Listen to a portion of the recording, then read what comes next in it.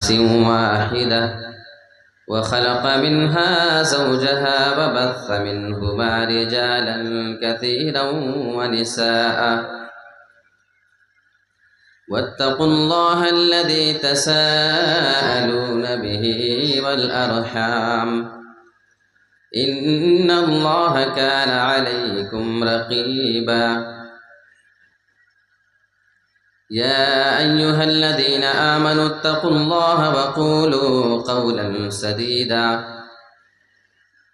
يصلح لكم أعمالكم ويغفر لكم ذنوبكم ومن يطع الله ورسوله فقد فاز فوزا عظيما أما بعد فإن خير الحديث كتاب الله وخير الهدي هدي محمد صلى الله عليه وسلم وشر الأمور محدثاتها وكل محدثة بدعة وكل بدعة ضلالة وكل ضلالة في النار أعوذ بالله من الشيطان الرجيم بسم الله الرحمن الرحيم وسارعوا إلى مغفرة من ربكم وجنة عرضها السماوات والأرض أعدت للمتقين الذين ينفقون في السراء والضراء والكاظمين الغيظ والعافين عن الناس. محترم و موقر صدر مجلس، ناظم جلسہ، اسٹیج پر تشریف فرما باوقار علماء کرام، کرم ٹولہ برہیٹ کے قرب و جوار سے تشریف لائے ہوئے باوقار سامعین کرام، پچھلی بار بھی آپ کے درمیان شرکت کا شرف حاصل ہوا تھا اور ہمارے محترم حافظ غلام حسین صاحب کا حکم اس بار بھی ہوا اور ان کے حکم کی تعمیل کرتے ہوئے اس بار بھی آپ کے درمیان حاضر ہوا ہوں۔ اللہ رب العالمین سے دعا کرتے ہیں کہ پروردگار اس مدرسے کے لیے احباب جو کوششیں کر رہے ہیں، اللہ رب العالمین اس کو قبول فرمائے اور اس ادارے کو زیادہ سے زیادہ ترقی سے نوازے، آمین۔ ابھی رمضان المبارک کا یہ جو مہینہ گزرا ہے، اس میں طاق راتوں میں خاص طور پر ہم نے اور آپ نے اللہ رب العالمین سے کثرت کے ساتھ ایک دعا کو ضرور پڑھا ہوگا، ہر مسلمان نے اس کا اہتمام بھی کیا ہوگا۔ اللہم انک عفو تحب العفو فاعف عنی، اے اللہ تو معاف کرنے والا ہے، تو معاف کرنے کو پسند کرتا ہے، تو مجھے بھی معاف کر دے۔ یہ جو دعا ہم نے اللہ رب العالمین سے مانگی ہے، دراصل اپنے گناہوں کی معافی ہم نے مانگ لی ہے، اور ہم نے اللہ رب العالمین سے اس بات کا بھی گویا اعتراف کیا ہے کہ ہم گناہ کا کام نہیں کریں گے۔ ہم نے اللہ رب العالمین سے اس کا بھی وعدہ لیا ہے۔ اللہ رب العالمین کی معافی کیا ہے، کہاں تک اللہ رب العالمین اپنے بندے کو معاف کرنے کو تیار ہے، اور ہمیں اور آپ کو اللہ رب العالمین کی مغفرت کے بارے میں کس حد تک اپنے آپ کو تیار رکھنے کی ضرورت ہے۔ سب سے پہلی بات ہم یہ سمجھیں کہ انسان جو توبہ کرتا ہے، انسان جو اللہ رب العالمین سے معافی مانگتا ہے، وہ کس چیز سے معافی مانگے گا؟ اس کا بڑا سمپل سا ایک جواب ہے کہ انسان اپنے گناہوں سے معافی مانگتا ہے۔ گناہ کر لینے کے بعد انسان توبہ کیا کرتا ہے۔ تو پہلے تو ہمیں اور آپ کو یہ سمجھنا پڑے گا کہ پھر گناہ کسے کہا جاتا ہے۔ اگر کوئی یہ نہ سمجھے کہ گناہ ہے کیا چیز، جو کام آپ کر رہے ہیں اس میں کون سا گناہ ہے کون سا گناہ نہیں ہے، اگر انسان اسی بات کو نہ سمجھ پائے تو انسان توبہ کس چیز سے کرے گا؟ حضرت نواس بن سمعان رضی اللہ تعالیٰ عنہ کی ایک حدیث ہے صحیح مسلم کے اندر، اللہ کے نبی صلی اللہ علیہ وسلم سے انہوں نے سوال کیا تھا کہ نیکی اور برائی کسے کہا جاتا ہے، گناہ کسے کہا جاتا ہے؟ وعن النواس بن سمعان رضی اللہ تعالی عنہ قال سألت رسول اللہ صلی اللہ علیہ وسلم عن البر والإثم فقال البر حسن الخلق والإثم ما حاك في صدرك وكرهت أن يطلع عليه الناس، رواہ مسلم۔ حضرت نواس بن سمعان رضی اللہ تعالی عنہ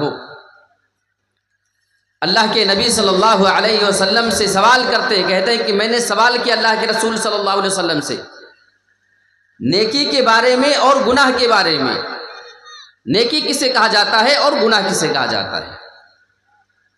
آپ نے فرمایا البر حسن الخلق، نیکی اچھے اخلاق کا نام ہے۔ ہماری شریعت نے اچھے اخلاق کو بہت بڑی نیکی قرار دیا ہے۔ آج ہم مسلمانوں کا اخلاق اتنا خراب ہے کہ لوگ مسلمانوں کا اخلاق دیکھ کر کے، آج ان کا کردار دیکھ کر کے لوگ ان سے نفرت کر رہے ہیں۔ اگر مسلمانوں کو دیکھ کر کے کسی کو اسلام سمجھنا ہو تو اسلام کے بارے میں اس کے ذہن میں غلط تصور اور خیال آ جائے گا۔ آج ہم نے ایسا اخلاق لوگوں کے سامنے پیش کیا ہے۔ وَالْإِثْمُ مَا حَاكَ فِي صَدْرِكَ وَكَرِهْتَ أَن يَطَّلِعَ عَلَيْهِ النَّاسُ۔ سوال ہوتا اللہ کے نبی گناہ کسے کہا جاتا ہے؟ اللہ کے نبی جواب دے رہے ہیں وَالْإِثْمُ مَا حَاكَ فِي صَدْرِكَ، گناہ وہ ہے جو تمہارے سینے میں کھٹکنے لگے۔ جب تم کسی کام کو کرنے کے لیے جاؤ تمہارے سینے میں کھٹک پیدا ہو جائے۔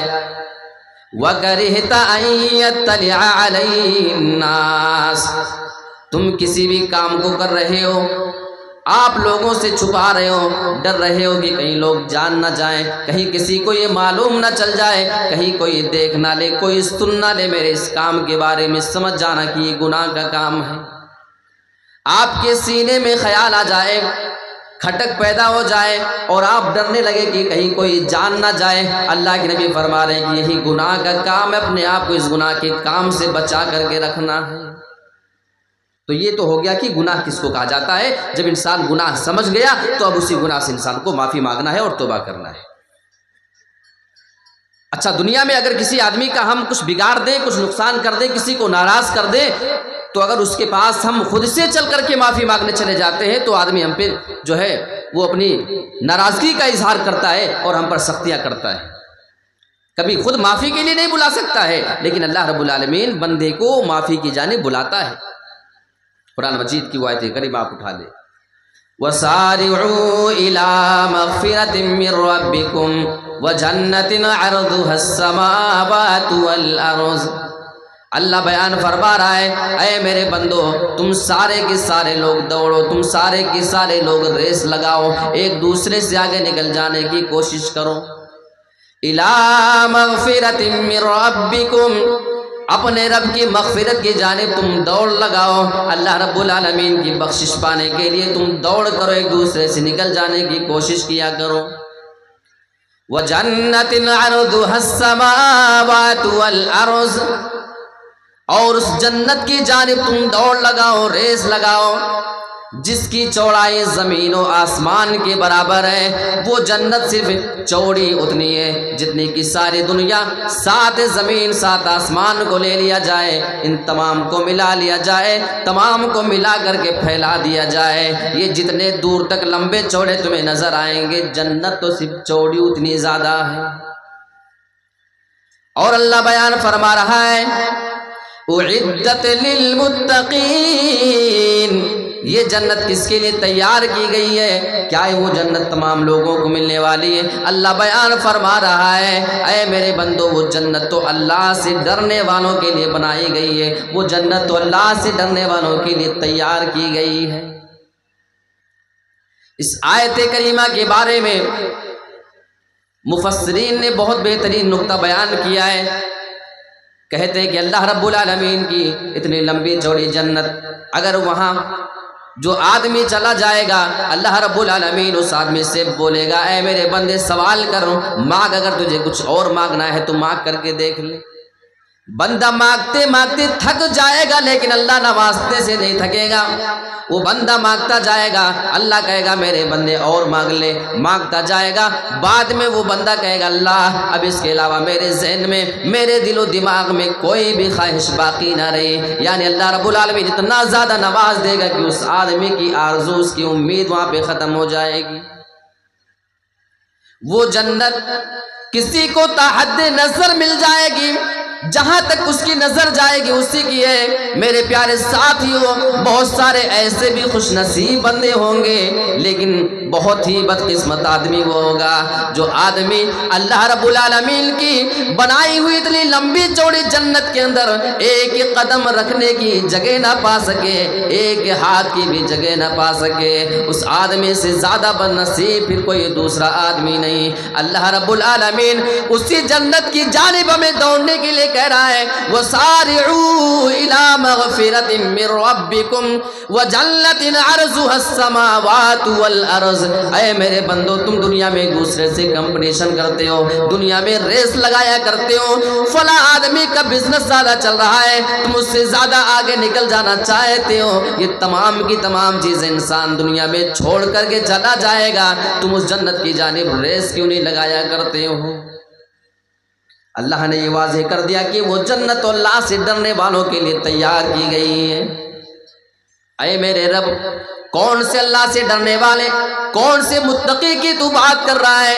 اللہ جواب دے رہا ہے الذین ينفقون فی السراء والضراء، اللہ سے ایسے ڈرنے والے جو اپنے مالوں کو خرچہ کیا کرتے ہیں، جو اپنی دولت کو اللہ کے راستے میں خرچہ کیا کرتے ہیں۔ کیا خرچ کرنا صرف امیروں پہ واجب ہے؟ کیا صرف امیروں کے لیے نہیں؟ اللہ فرما رہا ہے فی السراء والضراء، اگر ان کے پاس خوشحالی ہے، اگر ان کے پاس کشادگی ہے، اگر ان کے پاس اللہ نے زیادہ دولت دے کر کے رکھا ہے، اس حال میں بھی وہ اللہ کے راستے میں خرچہ کیا کرتے ہیں۔ والضراء، اگر ان کے پاس تنگ دستی ہے، اگر ان کے پاس اللہ نے زیادہ دولت نہیں دی ہے، اگر ان کے پاس دولت کم ہے لیکن اس کے باوجود وہ اللہ کے راستے میں خرچہ کیا کرتے ہیں۔ ابھی آپ کے کرم ٹولہ کے مدرسے کا اعلان ہو جائے، لوگوں کو لگتا ہے کہ جس کے پاس اللہ نے زیادہ دولت دے کے رکھی ہے وہ اللہ کے راستے میں دے گا، ہمارے پاس تو کم ہے۔ میرے پیارے ساتھیو، اللہ فرما رہا ہے اگر تمہیں جنت چاہیے، اگر تمہیں اللہ سے ڈرنے والا بننا ہے تو تمہیں اپنی اس تنگ دستی کے باوجود اللہ کے راستے میں خرچہ کرنا پڑے گا، تبھی تم اللہ رب العالمین کی جنت پا سکتے ہیں۔ وَالْكَاظِمِينَ الْغَيْظَ، اور غصے کو پی جانے والے ایسے لوگوں کے لیے بھی جنت اللہ نے تیار کر کے رکھی ہے۔ تھوڑی تھوڑی بات پہ انسان سے بدلہ نہیں لیا کرتے، اگر ان کے کسی بھائی سے انہیں تکلیف ہو جایا کرتی ہے ناراض ہو جاتے ہیں، ناراض ہونے کے بعد اپنے دوست کو معاف کر دیا کرتے ہیں، اپنے بھائی بہن کو معاف کر دیا کرتے ہیں۔ والعافین عن الناس، اور لوگوں سے وہ درگزر کر دیا کرتے ہیں، لوگوں کو معاف کر دیا کرتے ہیں، لوگوں کی غلطیوں کو نظر انداز کر دیا کرتے ہیں۔ یہ وہ اللہ سے ڈرنے والے جن کے لیے اللہ رب العالمین نے جنت تیار کر کے رکھی ہے۔ اچھا، قرآن مجید میں اللہ رب العالمین نے ہمارا اور آپ کا تمام لوگوں کا تذکرہ کیا ہے، اور اس آیت کریمہ کی روشنی میں میں آپ کو اللہ رب العالمین کی مغفرت اور انسان کے نیک اور برے دونوں اعمال کے بارے میں بتانا چاہوں گا۔ اللہ بیان فرما رہا ہے لَقَدْ أَنزَلْنَا إِلَيْكُمْ كِتَابًا فِيهِ ذِكْرُكُمْ أَفَلَا تَعْقِلُونَ، اے میرے بندو، ہم نے تمہاری جانب ایک ایسی کتاب نازل کی ہے، یعنی قرآن مجید تمہارے درمیان ہم نے نازل کیا ہے۔ فیہ ذکرکم افلا تعقلون، اس قرآن کے اندر تمہارا بھی تذکرہ موجود ہے، اس قرآن کے اندر تمہارا بھی ذکر موجود ہے، اللہ نے تمہارا بھی تذکرہ کر دیا ہے۔ افلا تعقلون، کیا تم عقل نہیں رکھتے ہو؟ کیا تم غور و فکر نہیں کرتے ہو کہ تمہارا تذکرہ اللہ نے قرآن میں کر دیا ہے؟ اچھا، آپ نے رمضان میں پورا قرآن لگ بھگ پڑھ لیا ہوگا، کچھ لوگوں نے کئی بار قرآن ختم کیا ہوں گے، کہیں قرآن میں آپ کا ذکر ملا ہے؟ آپ کا نام عبداللہ ہے، آپ کا نام عبد الرحمن ہے، کسی کا نام محمد اسلم اکرم ہے، تو کیا اس نے اپنے نام کو، اپنے ذکر کو قرآن میں کہیں پایا ہے، کہیں دیکھا کسی نے؟ کیا مطلب ہے اس آیت کریمہ کا؟ حضرت عنب بن قیس رحمۃ اللہ علیہ بہت مشہور تابعی ہیں، یہ آیت کریمہ ان کے سامنے آتی ہے، لقد انزلنا الیکم کتابا فیہ ذکرکم، اے میرے بندو ہم نے تمہارے درمیان ایک ایسی کتاب نازل کر دی جس میں تمہارا بھی تذکرہ موجود ہے، ہم نے تمہارے بارے میں بھی قرآن میں بات کی ہے۔ کہنے لگے اللہ میں نے تو پورا قرآن پڑھا ہے، میں نے تو قرآن کو غور سے پڑھا ہے، میں عربی بھی جاننے والا ہوں، لیکن آج تک کہیں قرآن میں میں نے اپنا ذکر نہیں پایا ہے، اور تو کہہ رہا ہے کہ میں نے تمہارا بھی تذکرہ قرآن میں کر دیا ہے۔ اپنے آپ کو قرآن میں تلاش کرنے لگتے ہیں، قرآن کی آیتیں پڑھنے لگتے ہیں، کھنگالنے لگتے ہیں۔ قرآن کی ایک آیت کریمہ ان کے سامنے آتی ہے، کانوا قلیلا من اللیل ما یہجعون، میرے بہت سارے ایسے بھی نیک بندے ہیں جو رات میں بہت ہی کم سویا کرتے ہیں، وبالاسحار هم یستغفرون، اور وہ صبح تک اللہ رب العالمین سے استغفار کیا کرتے ہیں، اپنے گناہوں کی وہ معافی مانگا کرتے ہیں، رات میں جاگ کر کے اللہ کی عبادت کرتے ہیں اور اللہ رب العالمین سے وہ معافی مانگا کرتے ہیں صبح تک۔ کہنے لگے اللہ رب العالمین میں اتنا نیک نہیں ہوں، میں اپنے آپ کو اس آیت کریمہ کی روشنی میں نہیں پا رہا ہوں، قرآن کی اس آیت میں میرا ذکر، میرا تذکرہ موجود نہیں ہے، اور قرآن پڑھتے جا رہے ہیں۔ ایک دوسری آیت کریمہ ان کے سامنے آتی ہے، تتجافى جنوبهم عن المضاجع، میرے بہت سارے ایسے بھی بندے ہیں ان کے پہلو، ان کے جسم کے بغل اپنے بستروں سے الگ رہا کرتے ہیں، وہ رات میں جاگا کرتے ہیں، رات بھر اللہ رب العالمین کی وہ عبادت کیا کرتے ہیں، اپنے رب کو وہ پکارا کرتے ہیں۔ بولے اللہ میں اتنا نیک آدمی نہیں، میرا ذکر قرآن کی اس آیت میں بھی نہیں۔ اور قرآن پڑھتے جا رہے ہیں، ایک آیت کریمہ ان کے سامنے آتی ہے، اذا قیل لا الہ الا اللہ یستکبرون، جب ان کے سامنے کہا جاتا ہے اللہ کے علاوہ کوئی معبود نہیں، لا الہ الا اللہ، جب یہ کلمہ بہت سارے لوگوں کے سامنے پیش کیا جاتا ہے، یستکبرون، وہ تکبر کرنے لگتے ہیں، وہ اللہ کے اس کلمے کا انکار کر دیتے ہیں، وہ اللہ کی توحید کو نہیں مانا کرتے ہیں۔ بولے اللہ میں اتنا برا بھی نہیں، میرا ذکر قرآن کی اس آیت کی روشنی میں بھی اپنے آپ کو نہیں پا رہا ہوں۔ قرآن پڑھ رہے ہیں، انہیں فکر لاحق ہو رہی ہے، قرآن کی کس آیت کریمہ کی روشنی میں میں اپنے آپ کو فٹ پا رہا ہوں۔ سورہ انفال پڑھنا چالو کرتے ہیں، ایک آیت کریمہ ان کے سامنے آتی ہے، وَآخَرُونَ اعْتَرَفُوا بِذُنُوبِهِمْ وَخَلَطُوا عَمَلًا صَالِحًا وَآخَرَ سَيِّئًا، میرے بہت سارے دوسرے ایسے بندے ہیں جو اپنے گناہوں کا اعتراف کر لیا کرتے ہیں، اپنے گناہ کو مان لیا کرتے ہیں، گناہ ہو جائے گناہ پہ بہت زیادہ وہ ڈھٹائی نہیں دکھایا کرتے ہیں، گناہ کو بار بار نہیں کیا کرتے ہیں، بلکہ اپنے گناہ کو ایکسیپٹ کر لیتے ہیں، اپنے گناہ کو وہ مان لیا کرتے ہیں، اللہ مجھ سے یہ غلطی ہو گئی، اللہ سے وہ معافی مانگ لیا کرتے ہیں۔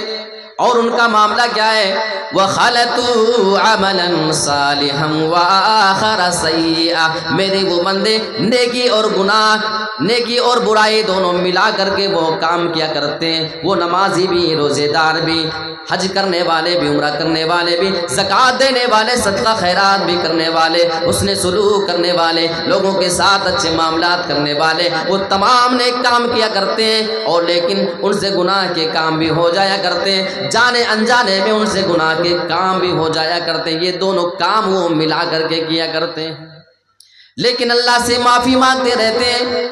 عسى الله ان يتوب عليهم، اللہ رب العالمین ایسے لوگوں کے گناہوں کو معاف کرنے والا ہے، اللہ رب العالمین ایسے لوگوں کی غلطیوں کو معاف کرنے والا ہے، ان کی توبہ کو اللہ رب العالمین قبول کرنے والا ہے۔ ان اللہ غفور رحیم، کیونکہ اللہ تو بخشنے والا ہے، اللہ تو رحم کرنے والا ہے، پھر ایسے بندوں کی غلطیوں کو وہ معاف کیوں نہیں کرے گا؟ ہم نے آپ نے قرآن مجید تو پڑھا ہے، ہم نے قرآن کو کئی ایک بار ختم کر لیا ہے میرے پیارے ساتھیوں۔ رمضان میں آپ نے کتنی بار قرآن ختم کیا ہے، لیکن افسوس یہ ہے کہ قرآن کا ایک لفظ، ایک جملہ ہم نے نہیں سمجھا ہے۔ جی چاہتا ہے لگے ہاتھ ایک سوال آپ سے کرتا چلوں، اگر آپ کو کسی نان مسلم کو، کسی غیر مسلم کو اسلام کو سمجھنے کے لیے کوئی ایک کتاب دینا ہو، کوئی ایک کتاب جسے پڑھ کر کے وہ اسلام کو سمجھ سکے، اسلام کیا کہتا ہے، اسلام میں کیا صحیح ہے، کیا غلط ہے، کیا کرنا ہے، کیا نہیں کرنا ہے، اگر کوئی ایک کتاب آپ کو اگر کسی غیر مسلم کو دینا ہو تو آپ اسے کون سی کتاب دینا چاہیں؟ آپ حدیثوں کا نام نہیں لے سکتے، حدیث کا نام لیں گے فلاں حدیث فلاں حدیث، دوسرا اعتراض کرے گا میں اس حدیث کی کتاب کو نہیں مانتا۔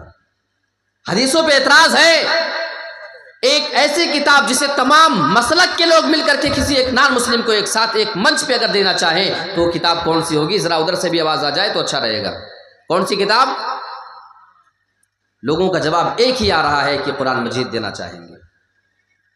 سوال یہ ہے کیوں دینا چاہیں گے؟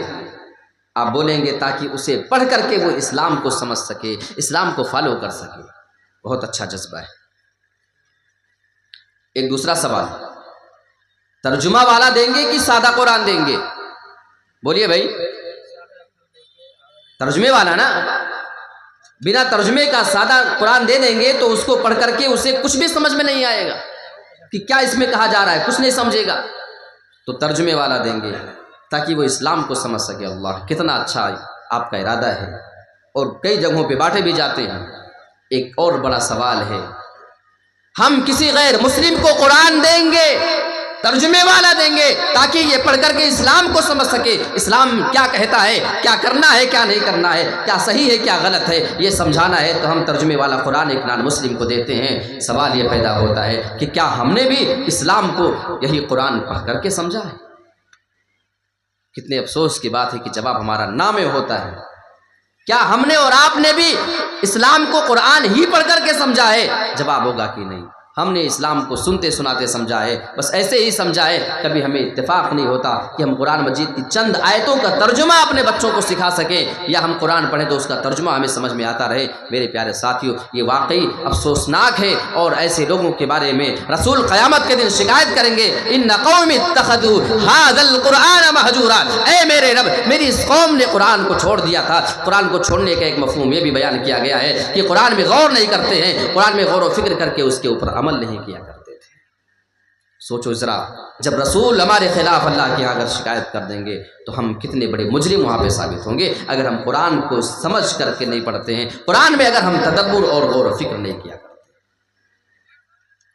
تو بات چل رہی تھی اللہ رب العالمین کی مغفرت کی، اللہ سے توبہ کرتے ہیں بہت سارے لوگ، آئے توبہ کیا، صبح توبہ کیا، شام کو توبہ کیا، پھر اگلے دن توبہ کیا، اگلے ہفتے توبہ کیا، بہت سارے لوگ توبہ تو کر رہے ہیں لیکن